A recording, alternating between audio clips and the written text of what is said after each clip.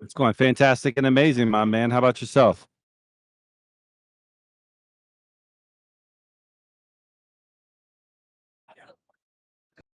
Bro, we ain't but that far apart. We're like 45 minutes away. Dude, thanks, man. Yeah, yeah. Dude, everybody here, you walk in here, it's like just like New Jersey or New York or something. But then all of a sudden we're playing Sapo or some Colombian games here on the floor. So it's cool, man. All right,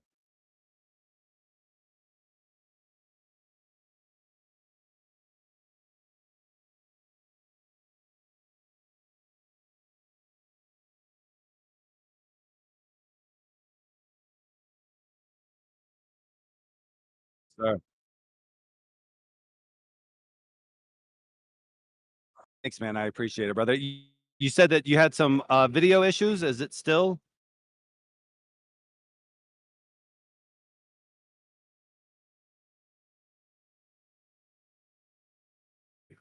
He's saying that on his side, he's not able to see it. It looks good on my end. You have locked up. He's frozen on his.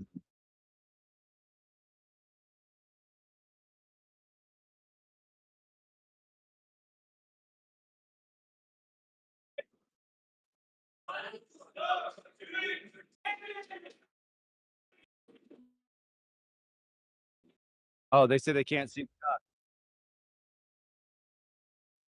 Uh-uh. I can let me turn it off and back on. Cam link, turn on camera.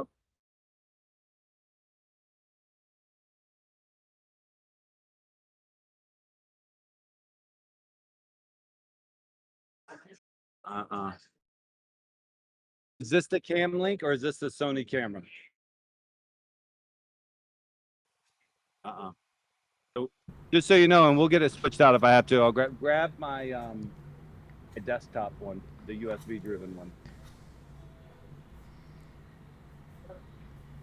Awesome, awesome, awesome. We'll get it set up here, ladies and gentlemen. In the meantime, take advantage of this opportunity to invite somebody you think would benefit from being in proximity with us. I'd love to blow this room up and get as many people on this podcast as possible. I know we've got a lot of people that love to watch the replays now on the YouTube since we've been uploading these replays, but I always love to have a lot of people in the live audience. There's no experience like experiencing something live. Yes, sir. All right, they're running and grabbing another camera. We got the full HD 4K set up here. I can see myself so beautifully. You look so beautiful. I see your beautiful crowd here. I'm sorry you guys can't see me. I'll swap out to another camera. All good, all good. Let's get this together here. If anybody in the crowd, though, can see me, please put it in the... So I'll swap out.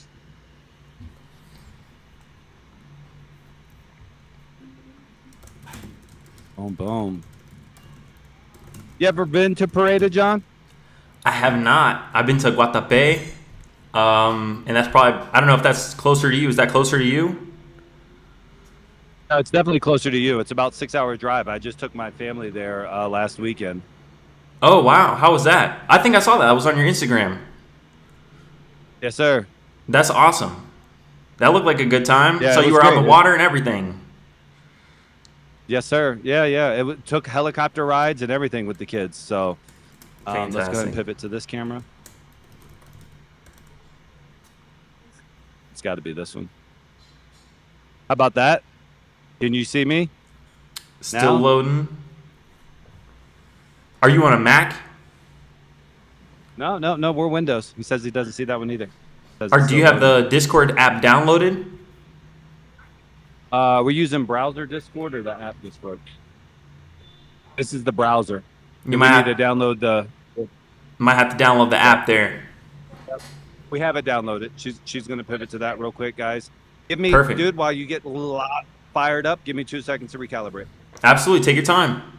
Ladies and gentlemen, this is going to be a fire podcast. This is an incredible guest we have on today. He's doing business internationally. This guy runs an incredible company for lead generation, a huge sales floor with actual Colombians that he has trained. I'm so excited to hop into this. because you're going to see the types of opportunities he's been able to create for himself and the types of freedom that he's been able to create for himself doing this business from a whole nother country, the same country that I'm in right now. He's doing this business at scale. So I'm excited. Definitely take advantage of this opportunity to invite somebody you think would benefit from being in proximity with us.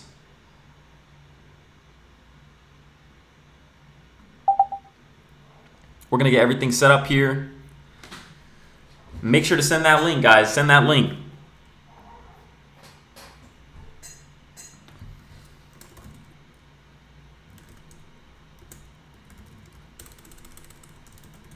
Boom.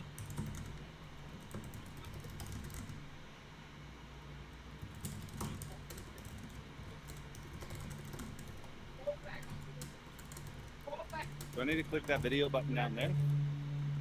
Yo, baby. Here it is. Oh, did you have us there? We have you. You got the video? We got you. We got you. How are you doing, Scott? Oh, come on now. What's There up, we go. Tim? What's up, everybody out there?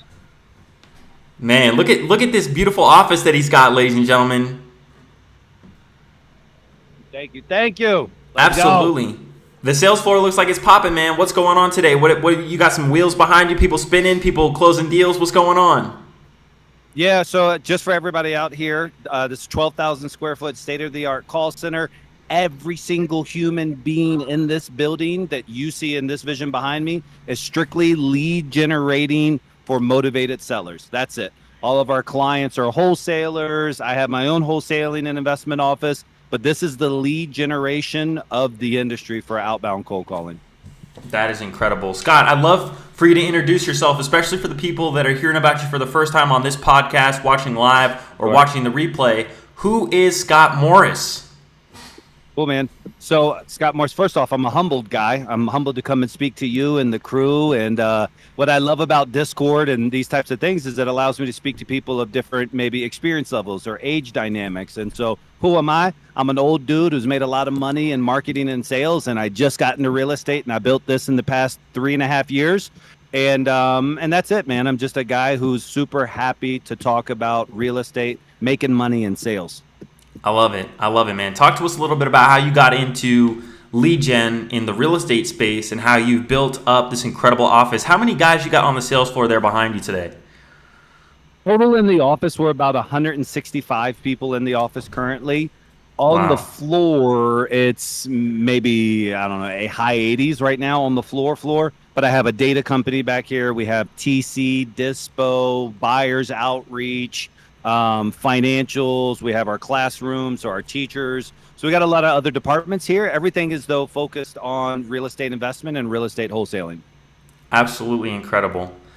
Tell us about what it really takes, man, to be the leader of a sales team where you got 165 people in your office and you're doing this business completely internationally. You're here in Colombia, and I'm sure a lot of your clients are doing business out there in the United States. Yeah. Well, I think that's a really good kind of vantage point to talk about for a second. And again, I don't know exactly everybody in the audience. Again, my pleasure to meet you guys for the first time. But if you've thought about wholesaling or real estate investing virtually, and you said, oh, I don't know how much it's possible, et cetera, like I'm on a completely separate continent. So is John. We're on completely separate continents. And we are getting paid to be able to make transactions happen thousands of miles away. And so this is for anybody who had a question about proof of concept. Is it possible to do deals in another city? It's possible to do deals in another continent. And so that's what I'm so excited about. In regards to what does it take, man, I think it takes a lot of different things. But the number one things is just being an authentic leader who leads by example. That's the number one criteria. What are some of the ways that you lead by example in your office? I'll outwork every one of these young bucks. I'll run laps around them. There's not a single person in this office who reads more than me. I wager who works out more than me. I wager who does their meditations, et cetera. But I'm also older. I'm the oldest guy in the office. So I have experience of being young and dumb and getting through those phases of my life. And so for me, I just want them to see that, like, hey, the CEO's here in the beginning. He's here almost all the nights till the very end. But I'm really trying to put in work because I know what's possible with this opportunity. I know where my vision is for these guys behind me, and it's to change a lot of lives. That's absolutely incredible, man. I find that to be the key. And I haven't led 165 people in a sales room, but we've been able to scale the Discord up to about 20,000 now. And Dude, I just love it. bringing the right people, man, is so important. And talk to me about that future, that vision that you see, for your company, and especially, for the team that you've built behind you. Yeah, I'll start with the team. So, I have closers in Orlando who I love and I care about. Before I got into the REI space, which was again about 4 years ago now, I had a big office in South Florida. I can tell you the level of appreciation that I get and also give here by having an office in Colombia. It's something different than I had ever experienced in the United States. These young men and women here for sure understand that this place doesn't exist anywhere else. And so they treat it as such. They understand how valuable of an opportunity this is. And I also understand how much of an impact that I can make to the good or the bad. And so for me, my vision really is revolved around these kids. If this whole thing shut down today, I'm fine. Like I got houses, I got cool, life is good, but I'm hungry for them too. And so Yeah. for me, the whole thing is to ultimately bring as much as we can of the REI space down to these walls, having more closer opportunities here, having more property management, more project management down here, more TC, more dispo, et cetera, and ultimately becoming our own kind of ecosystem where right now I provide leads to the world. I really don't need to. I can just be a lot of that ourselves here and bring more of those opportunities here. So that's what we're looking to do is over time, eventually phase out clients and then just take over all the markets. I love it, man. That's an incredible plan. You've got an incredible team, and you got an incredible vision. So I'm happy to see it, man. It's exciting times. You said you've done all of this in just 3 years. Talk to me about the process of doing this in Colombia, because this is like a completely different venture from the United States. I've been able to be in proximity with investors here in Medellin and sat down, gone to breakfast, that kind of stuff, events. And, we talk about the market out here, the types of sellers that exist here, the types of sellers that exist in the United States. The reason why, some of these people in the U.S. sell at a discount is because they find themselves in a financial bind where, they're behind on their mortgage or they need money, to do something. But here in Colombia, it's a completely different type of seller. The people that have houses here own their houses, right? They're not making a mortgage payment every month. It's not like they have that same type of motivation. So talk to me about that process of getting into this office space and building this up and doing all of this in a completely different country. Well, so it was tough in the beginning, just as I adapted to the culture. I say, for the first month or two, I really had to work around some of the nuances of the labor laws, et cetera. But one of my main objectives as soon as I touched down was, hey, listen, I'm going to be the highest paid call center in town, and I'm going to do everything above board, and I'm going to create a work environment that's never existed in this city before. And so by creating a workplace as good as this one, and we have ping pong tables, an arcade room, dude, we're getting barber chairs coming in. Like I've been waiting for almost 4 years now to get barber chairs in here. And so that's our goal by December. But just to have a dope workplace, it means a lot because I've brought a piece of the American dream here. And so for me, that was like a big thing to kind of get used to and get these guys used to. And then also a hire off of high English fluency. So my number one criteria is high English fluency, which means I've also hired a lot of kids here. I'd say 60% lived in the States. And so they miss that thing that they used to feel and touch and be part of. And now they get a slice of it while they're here too. So it really is like a piece of America smack dab in the mountains of the Andes over here.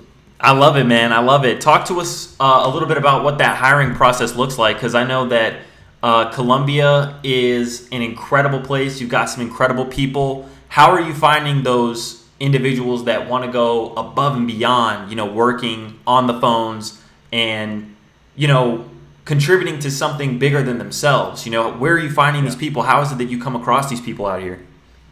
Yeah, the first answer is going to be technical, and then I'll kind of give you the woo-woo part. But the technical side is it's actually really easy to hire in Colombia. It's a pleasure. Well, all you do, guys, anybody who's interested in hiring people in Colombia, is just run your meta ads in English only with English text and English. And that's like 50% of your job right there is like just literally set up your meta ads, now hiring, everything in English, put C+, C1 in there or B2 plus, whatever you want, and then add a little filtration system. And you're just going to attract the people who only know, speak, and feel comfortable in English. And then you have a general hiring process. The other side of it, that's just once you get the human capital in the door. The other side, to get them this dedicated, though, you would think I would say it's all just money. And yes, I pay really well, and that's the real thing. But the opposite of this is accountability. This is an exceptionally high accountability filled office. From the moment you walk in here, there are no hidden numbers. There are no people who are in a slump that everybody doesn't know about. And there are no winners who aren't standing up at the front. We call up every morning the guys who rocked and rolled the day before. And we have all these metrics and everything's being tracked and on the wall. And we don't do it as a way to like helicopter parent. We do it because this is a sports team, damn it. And if we ran the wrong play, or if you're struggling on a play, we're going to help you through that. And I think people are like, for the first time ever, this guy cares about me. And then when they realize, oh, this stuff that he's forcing me to do makes me more money, the buy-in is there. And then it becomes compounded after compounded after compounded after compounded. And then you have somebody truly on your team. When they know that you're pushing against them like a plane, resistance, you're pushing against them to help them take off, it really helps culturally. That's incredible. What inspired you to want to do all this, man? Like, what happened where you were like, I think I'm going to start a call center? I didn't, dude. I never did an outbound call until 4 years ago when I started into this. I'd always done inbound, selling leads to attorneys. I made a shit ton of money doing that in Florida. But I just think that every great product solves great problems. And so the REI space is filled with like super weak leads from cold callers. Like when I hired a company in the Philippines, no disrespect to the Philippines. And then I hired a guys in Egypt, but the leads sucked, bro. Like I couldn't take my closers off of the PPC leads that I was sending them and justify them talking to these weak ass leads. So this is when I was living in Orlando, and I told my business partner, I was like, dude, I'm gonna move to Colombia. I'll set it up for 6 months. I'll be back. Now it's 4 years later, right? But anyways, that was the thing. I was like, dude, I just came down here to solve the problem for myself. And then after we were kicking ass, and people were like, yo, bro, let me get a cold caller. And I was like, I guess, I don't know. And then I was like, oh shit, everybody's got the same problem. All you guys are tired of weak leads. And that's what gave birth to Lamasu. It was purely by accident, purely solving my own big problem, which turned out to be an industry-wide problem. That's incredible, man. And that just spiraled into you getting this office. I mean, did you start here? Did you start in a smaller office and you built your way up? Yeah, no, bro. I started with 6 agents. 6 agents, and they were just watching scandalous stuff on TV, and it was just us and some people having fun, man. And literally, that was it. And we just started getting deals, and then we added a couple more guys, and then somebody else heard, and we're like, okay, we'll add a couple more guys. Mm-hmm. And then I said, okay, great. Because first I wanted to be like a good drug dealer. And what do I mean by that? Is anybody who's done like high school dumb shit, you're like, okay, I'll sell a little bit of this weed so that way my weed's free. And in my head, that's how it was in my head. I was like, all right, I'll sell a couple of agents so that way I can get my marketing for free. And then I was like, well, wait a minute. Now I'm making just as much money over here selling agents as I am on the REI. And then I started scaling them side by side by side by side. And that's how it came out. It was literally just like, hey, I was going to help a couple of guys out. My passion for this, though, is the fact that I'm making an impact here. I have more kids who have bought their first house. They bought their first cars. They've gotten married. They got motos now. Like, it's super dope to see these kids' lives change. And I don't mean to be crass, but it's easier to make an impact here than I was able to make this type of life-changing impact in the States. That is incredible, man. These people come into the office and they up and turn their whole lives around. Then they bring their friends, huh? They do bring their friends. And you know what it is, man? I think it's just self-confidence too. Because if you lived in the States and then you came back here for a while, like that kind of weighs on you, particularly if maybe it wasn't by choice. Maybe a visa expired. Maybe somebody got sick. Maybe you got a DUI when you were 20 years old in the States and you got kicked out. And it's just like in your confidence and you're like, damn, I'm never going to have an opportunity to make like real cheddar. And like, I got guys making really good money here and then moving up in the ranks and this vertical movement. And dude, every governor of our state has came into this office for when they were running for office. The mayors come here to record content. So like, for me, this is a dope little opportunity for these kids to showcase that they have a safe place. Bro, this is Colombia. This is not, Orlando. This is Colombia. Some of these kids return to neighborhoods that most people in this Discord would never in a million years step into. But while they're in my 4 walls, bro, this is the best, safest, dopest place that they will experience all year. And I keep it at a very high quality in here. That is incredible, man. I can clearly see that you really care about the people that you're working with, and you're pouring into them and creating opportunities. Yeah. It's no joke, man. People out here in Colombia and the U.S., they don't understand, what even the average salary is, for a Colombian person. They really do make like 250, 300 a month, right? And they live off that, and that's what they have to work with. And so to create a sales opportunity where I'm sure it's commission based, where these people can really be incentivized to sell and perform, like you said, it makes it like a sports team. Everybody wants to perform at their best, right? Because everybody gets a piece of that pie. And Yes. I commend you, man, for really creating opportunity. I'm really impact driven myself, and everything that I try to do is try to create an opportunity. And one of the things that I'd like to do is figure out how I could create opportunities in different countries, the countries that I enjoy visiting. Yep. Colombia is definitely on that list. I love Colombia.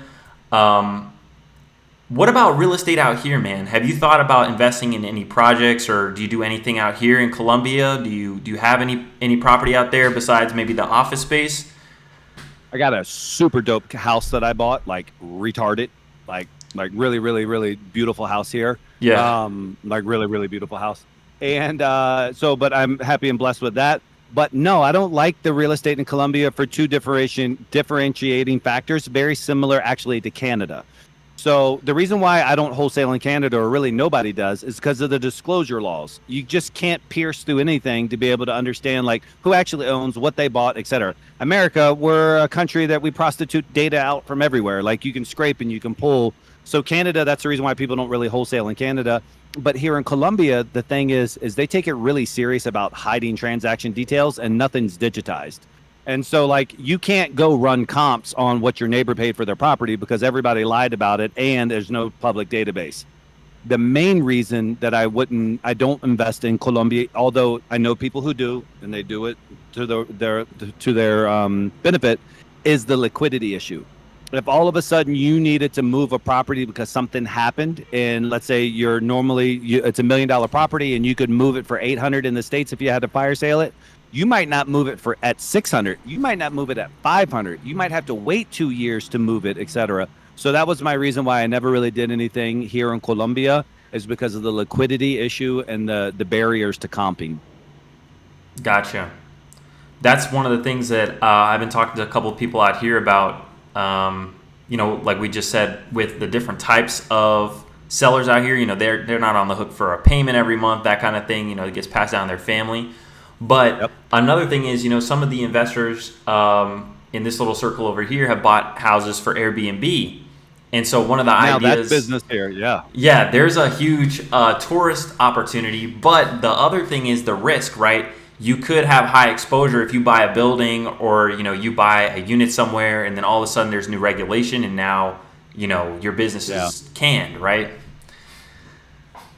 Yeah, I think so. I know a lot of guys who do in Medellin, particularly. There's a plethora of Airbnbs, and it's a business for sure. I think it's a good vehicle, particularly if you're able to get your property at Paisa prices. You're able to get it at Colombian prices, and you're not some gringo coming in from out of town to try to, I fell in love with the city, let me buy a condo and Airbnb. You're screwed, bro. You better know some people on the ground and get it at local prices, because there's a gringo prices exist. That's true. That is true. Talk to me a little bit about your why, man. I know that you want to build up these people, you want to build up these teams, but what about your vision, for your own portfolio? Like, do you want to build up a single family rental portfolio? Do you want to get into development? Are you in a commercial area? Like, what is it you're working towards in the real estate world? So definitely before we cut on this call, I want to talk about how I'm able to, like, how to generate leads, and just like tips and tricks for anybody in the audience, like who wants to do what I'm about to say. But also on the real estate side, I'm going to say this just how I want to say it, instead of trying to, I don't really give a fuck about real estate. I don't. I just don't care. Like, I just care what vehicle is going to pay me the most for the amount of effort that I'm going to put into something. Right now, my mousetrap is real estate. That's cute, but you could hit me up offline and be like, hey, bro, I got this platform, and we got this thing and this SaaS product, and we're looking to do this. Dude, I'll shut this whole bitch down today and make it this other thing tomorrow. Because this is a process behind me that exists independent of the product. I can put any product in here. I got a guy from Miami in here right now. Him and his business partners just flew in. They're mortgage broker guys. And they're sitting in and they're like, dude, I'm going to insert here. And Like there's so much opportunity when your sales skills and your operational skills and your platform skills are such. So my goal for real estate is cool. Yeah, I got 37 little properties. I got a couple of self-storage, one that I'm a 50% equity holder. The other ones I'm smaller. I have a smaller margin in. I got some commercial. I got some cash. I got some homes. My end goal in real estate, leave my daughters some homes. But I'm not really passionate about real estate, man. It may seem like it, but I'm just passionate about what I'm focusing on. And Mm-hmm. so I know it's kind of a weird answer to say on a REI podcast type thing, but really, man, it's a vehicle, and right now it's paying, and I like it. So let's roll. I love that, man. That's one thing that I have noticed. A lot of people that are really high performers, high earners, they don't really care about real estate, man. Like that's not really, what they are so concerned about. They are more concerned about creating systems and processes, marketing and sales. Like that's what they see Yep. it as. Real estate just happens to be the widget. And it's funny There that, you go. that's kind of the same thing for you. Okay. So let's talk about how some of these leads get generated, right? What makes a Yep. Lamasu lead way better than like any other cold call lead? Because I'll tell you from my Yep. my own experience, I've cold called. My first deal was a cold call, but Yep. I just felt so limited on my time, going through all the Yep. no's. Like I got into SMS and that boosted me up really quick. Then I've been reinvesting all that money from SMS into Google ads, and that's been just night and day, like incredible, Yes. 0 to 60. What about cold call? I mean, what about Lamasu leads are a step ahead of every other cold call lead from anybody else making Yep. that call? Yeah. So it's going to be quality over quantity. I'm not about volume. I'm about quality of phone calls. So I say less leads, longer calls. If you call a heartbeat in a home lead, which is 99.9% of this industry, like if you have a lead broker or a VA or something, they're going to send you a heartbeat in a home. Oh, yeah, I talked to them. They said they sell for the right price. Here's their information. Zoop. And it's like, come on, bro. Like, how could I convince you to put down a PPC lead to call that? And so our average intake call here, the average qualified lead is about 14 to 17 minutes long. So we have the most exhaustive filtration system. We're building monster rapport. We're creating value. We're actually extracting a price. Then we're requesting a discount. Like we're doing everything to put that lead on second base. So that way, when you pick up the phone, you're just actually talking to somebody, number one, who wants to talk to you, but has a real home with a real motivation and a real need that needs to be fixed. And that's kind of it, man. At the highest level, it's just we hyper qualify our leads. And I would probably send you 1/4, 1/5 of the leads that another VA company would send you. But I'm only having you talk to people who want to talk to you, and it's just a different quality conversation. I love it, man. Let's get into the nitty gritty, right? For Yep. people that are making the calls, because I know I started Yep. cold calling. What are some things? Let's talk about some key takeaways that they could actually implement into their business and into their calls by the end of this podcast. Let's talk about Yep. your introduction. Let's talk about how you build rapport. Let's talk about the qualifying questions that you ask to these sellers, Yep. so that if you're wasting your time or not. Yep. I'll give you a couple of really just quick short bars. So first off, guys, I won't even go. I'll end on mindset, but let me just talk technical. I open every call with the seller's name. Like, hey, John, just please, for God's sakes, not am I speaking with John? May I speak? Is John there? Just stop that shit. It's hey, John. And then if the wife picks up and it says John Johnson on the screen, and be like, hey, Miss Johnson, bam, boom. And then I'm calling in regards to your property on, don't go super detailed. I'm calling you on your property on Medellin Street. And so we're calling, and then just kind of leave it at that. I'm calling in regards to your property on Medellin Street. Now, what do they have to say? They have to say something. First off, they think that I'm the person, I'm their friend. Second, they're like, oh, is this about my water bill? What is this? And then I'm just shutting up and allowing them to kind of start. Hey, listen, the reason why I was reaching out, bam, bam, bam, go into your normal stuff. But please, for God's sakes, always use their first name when you open. The second part, the golden nugget that I'd love to share with everybody here is the word story. I would not just ask somebody like, what's the condition of your house? Like the way we used to do it is we would give an alternative choice. So tell me a little bit more about the condition of your house. Is it in need of heavy repairs or moderate repairs? That's really good. But also we started incorporating the word story. So tell me the story about the current condition of your property. Now tell me the story about this. Now, what's the story with the gutters? And because everybody knows a story is pleasant, and then you're just neurologically programming them to open up a little bit more. And so for us, we want to address them with their first name. You can see how many people are behind me that are standing. Motion creates emotion. So if you're not standing while you're on the phone with somebody, shame on you. When they pick up and you're into your pitch mode, pick up.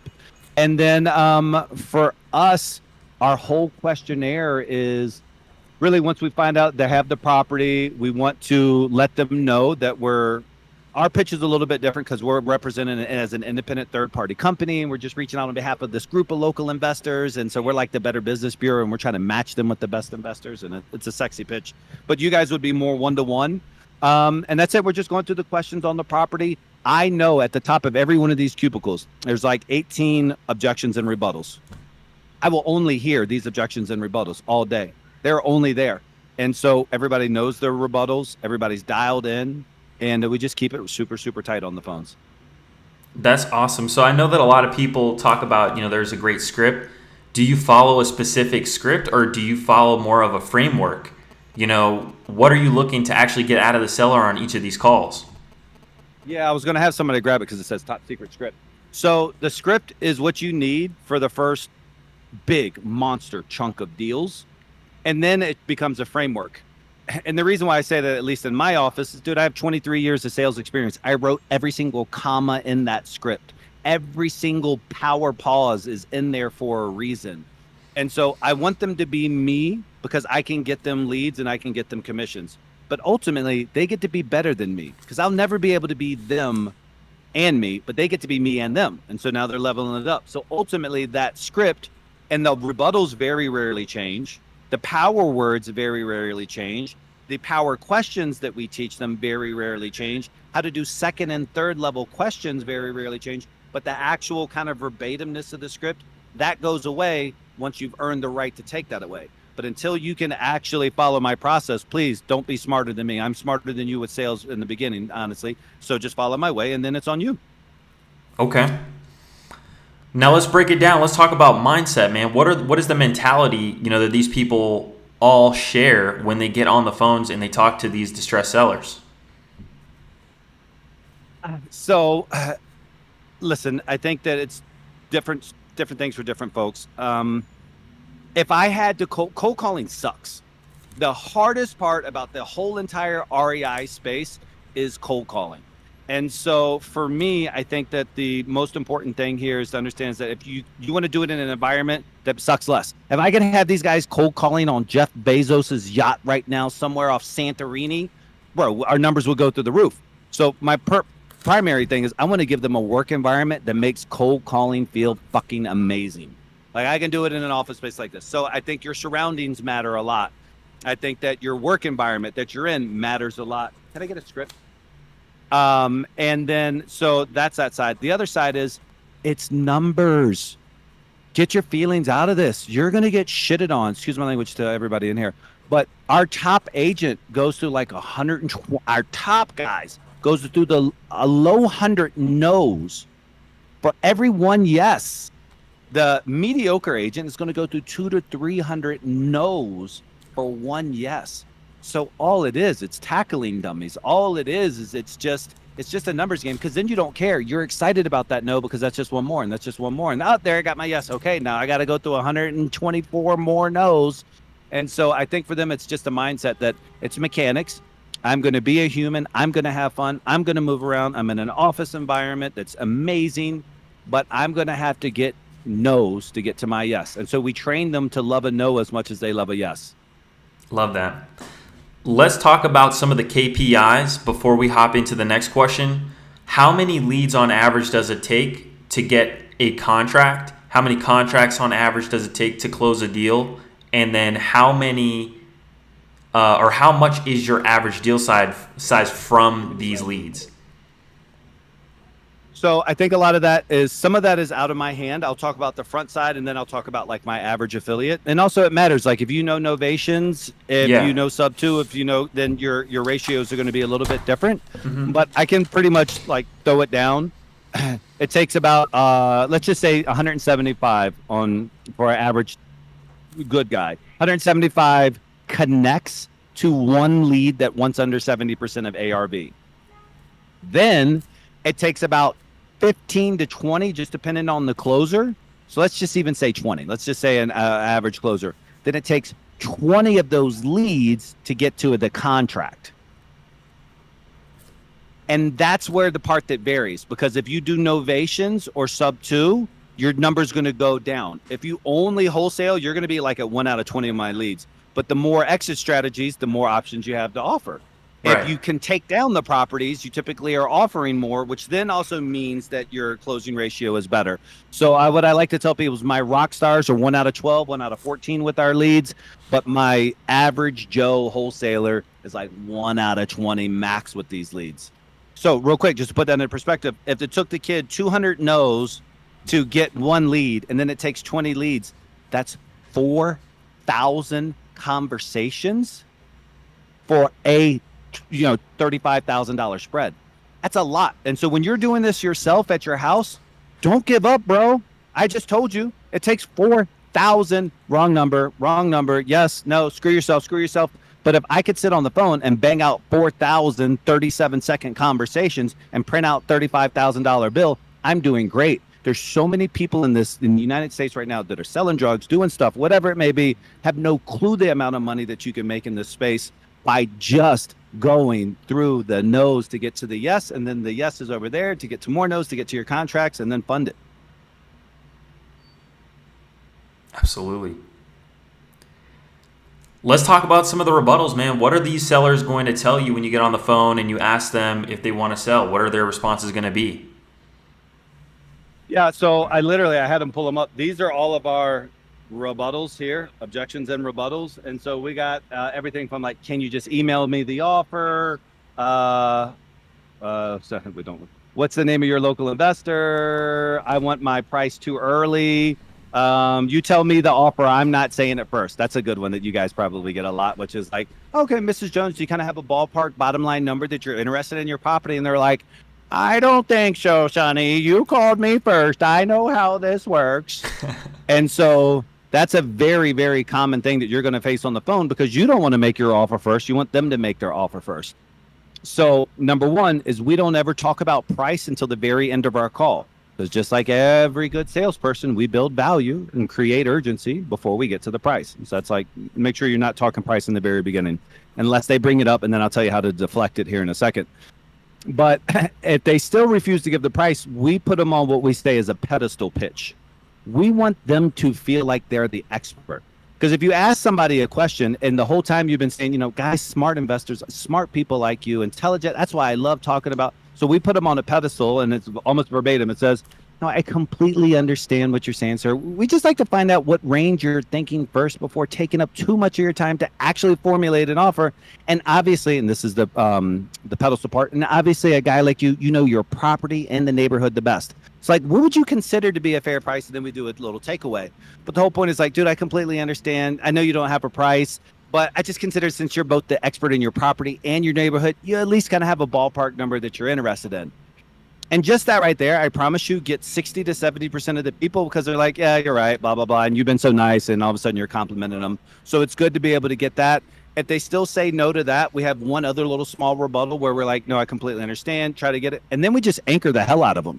So then they'll anchor them at 40 to 70%, and then that'll get a price out. So that's a common one right there, which is, hey, they don't want to give the price. I know. Why do you think I'm selling my home? That's a great question. Honestly, we didn't target you specifically. We're just reaching out because homes in your area have caught the attention of our investors. And I want to see if there's something might be worth considering. I'm leaving this to my grandkids. I understand. And we have them all. So I don't know if there's a particular one that you guys want to hear about, but yeah, they're all mapped out for the guys. That's fantastic. Chat, I'd love to open it up, for people in here that have some questions. Raise your hand, hop up on the stage, get active. We got to see some people hop in here and take advantage of this opportunity. We got a killer salesman here in front of us with an incredible sales team. 165 people in the office today, ladies and gentlemen. You got to take advantage of this opportunity, man. I'm going to read through the chat as well. I know that there were a lot of questions. We had of course, what are the most common rebuttals? Yep. And I saw that. Let me give, if I can freestyle for a second, I wanted to give some of you guys and gals some peace of mind what I see at a macro scale, because I have almost like a hedge fund level into the industry. We do about, we did 48 million dials last year, and we're on pace to beat that this year. So we'll do maybe like mid 50s. So that's a lot of dials, which means I have a lot of what I would call institutional knowledge about what's happening. The way the market has reacted in the past 4 months or so has been such a relief for us. I believe in my heart of hearts that people who were just waiting for the rates and waiting for the rates and waiting for the rates, they finally given up. And the people who 8 months ago were telling us, no way, I'm never going to sell, the prices are too high, I wouldn't move. They're like, now I'm on it and I'm going to go ahead and make these decisions. So we can feel the softening. We see it in our KPIs. The consumer sentiment is shifting as such that it's getting easier, more pleasant, more enjoyable to generate leads now than it was months ago. That's great to hear for sure. 48 million dials though, man. That's incredible. Yeah. How many on average? How many dials does a person make per day? One rep. One rep's typically about 3,500. 3,500 in a day. So they're getting through like half a standard list in a day. Yeah. We pound through a lot of data. I had to buy a data company. It's called synergydata.io, but I had to buy a data company just to keep up with the velocity of records that we need here to be able to handle this type of scale. And it's good because it gives me a lot of insights. I know which lists are performing the best nationwide. I know, my skip tracing is phenomenal just because I'm housing all of my results and then mapping it back to the original data. So yeah, it's been a cool experience so far in these first few years in your guys' vertical. Let's talk about that. What are the best lists for somebody to go and pull right now to get on the phone with a motivated seller as soon as possible? Yeah, I have to answer it for a guy who's doing volume because I need to feed the machine. If I were somebody who is more starting out, everything that you've heard is truth. Obviously, your pre-foreclosure, your your pre-foreclosure, your probate, your divorce, your water shutoff, your inherited, and then absentee out of state, and then absentee in state, and then finally, the last thing I would ever touch would be owner occupied. There's also private transaction details, which are typically people who have transaction values of $100 and less, 100 to 0. That's another good niche list. But for everybody in here who needs 10,000 or less records, and when they hop on the phone, I would hit all those top initial ones that I said before ever touching anything on a record. Okay, how can people get in touch with you and your team? Because I'm sure there are some people in here that want to work with you. And what does that look like? Say somebody wants to get set up. How many reps are they going to get? Is it a cost per hour? How does all of this work? Yeah. So first thing I think everybody should do, and it's so weird because I don't want to sound like a douchebag, but follow us on Instagram. Because I want you to see behind the scenes at Lamasu Leads. Because to me, I think one thing the REI space is missing that really annoys me is authenticity. And a lot of guys talk about it, but they haven't built it, et cetera. So first things first is that you can hit us up on IG and be like, hey man, is my market available, et cetera, et cetera. We do it by dial packages based on like your deal volume. I don't do it by heads. It's like, hey, listen, based on your needs, I think you're going to need 5,000 dials a day or 2,000 dials a day. And so we kind of customize the package. I'm not cheap, obviously, but the ROI is heavy, super heavy. And so all I care about is ROI and being a good quality people. But I would just say find us on Lamasu Leads on Instagram or lamasuleads.com. And that way you kind of can follow our journey. Absolutely, guys. And I will link it in the description as well of the video. And of course, it's already on the Instagram. If you're following the REI Rev Instagram, you can go and tap on that page with Scott, and you can click right there to go and follow him on Instagram. We got the link dropped in the side chat there. Perfect. Thank you. Absolutely. Well, again, can I answer John's question real quick if you don't mind? No, absolutely. On setting up KPIs. So, John, to give you a heads up, there's multiple KPIs in your business. You guys know this, and so I'm going to just talk about the front end. But I think it's really, really simple and people complicate it.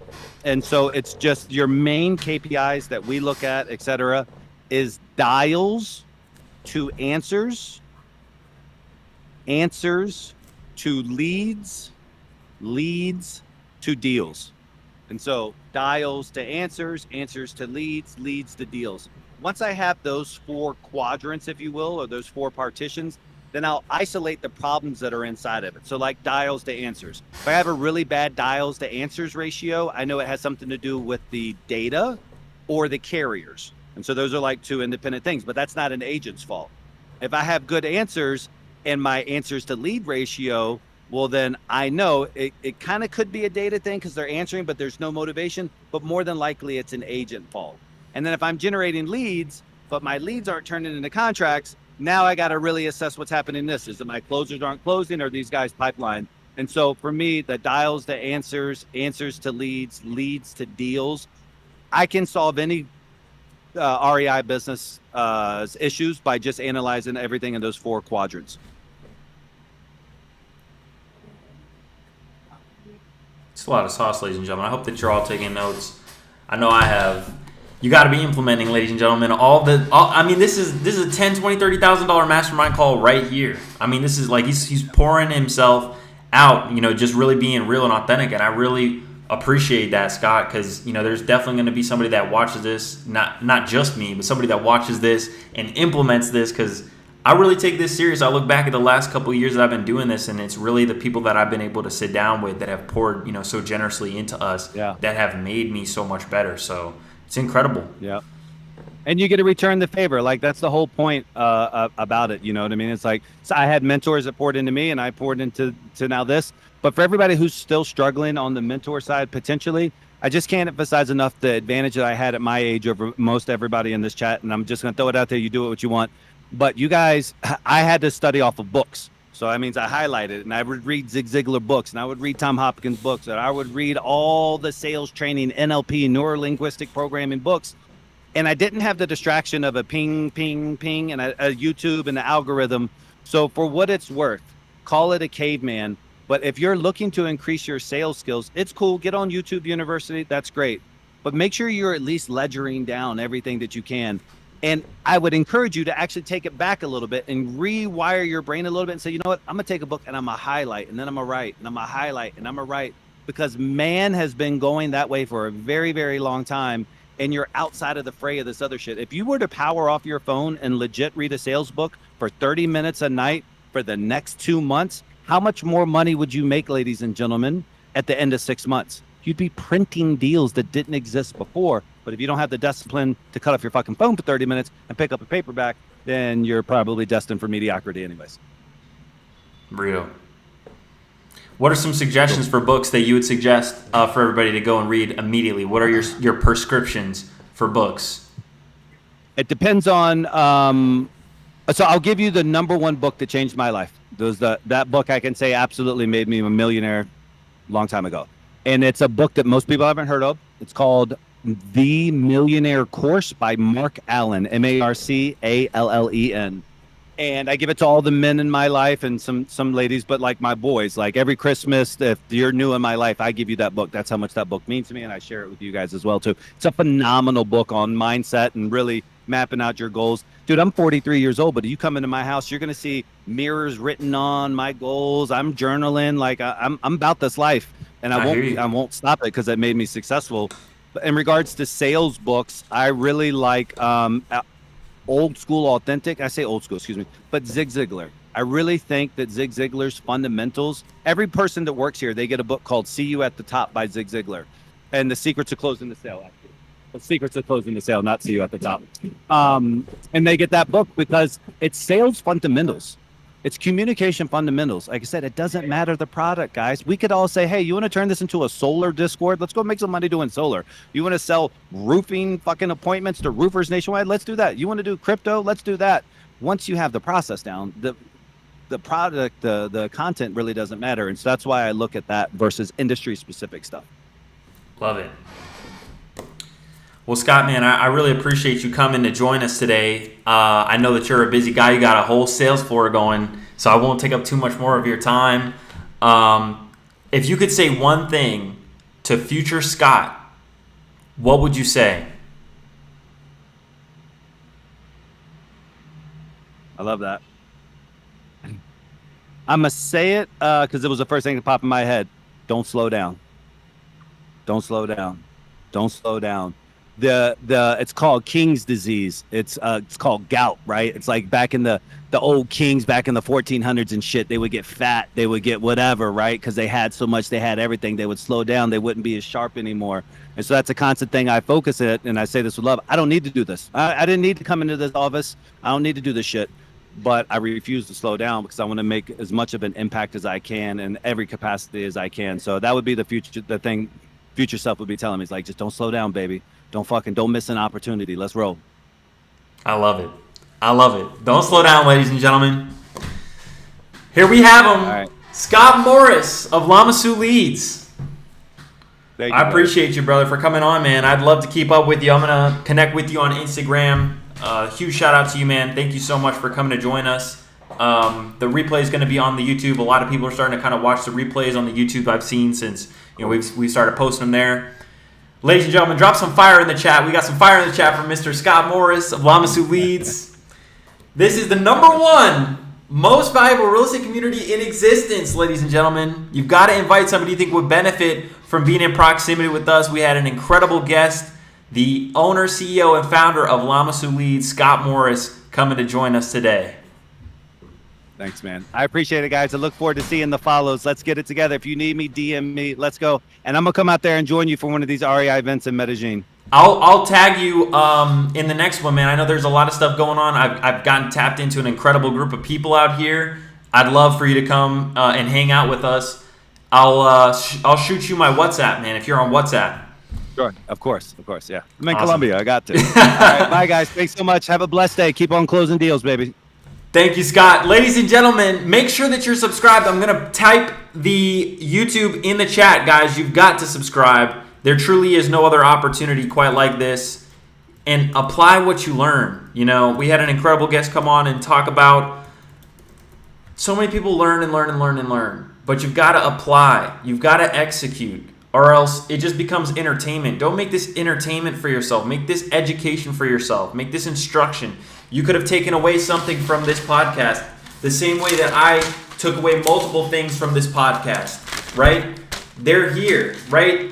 The notes are there. And it's not because we just want to get up here and make cool videos and just get clout or whatever. We do this because we actually implement everything that we are learning and that has been shared with us into our businesses. So guys, thank you all so much for participating and joining us on this live stream. I pray that everybody has a great rest of your day today. Like Scott says, go out there, make the dials, get the deals. I put something under contract for today, so I'm going to go and dispo it. And you just got to keep on leveling up, ladies and gentlemen. We will catch you in the next one. Make sure that you are subscribed to the YouTube channel and also follow Scott. I'm going to drop his Instagram in the side chat again. Make sure that you go follow Scott at Lamasu Leads on Instagram and show your appreciation to him for coming and joining us today. This is the #1 most valuable real estate community in existence. If you haven't already, you've got to invite somebody you think would benefit from being in proximity with us. Send them to reirev.com or tell them to join us on Discord at discord.gg/REIRev.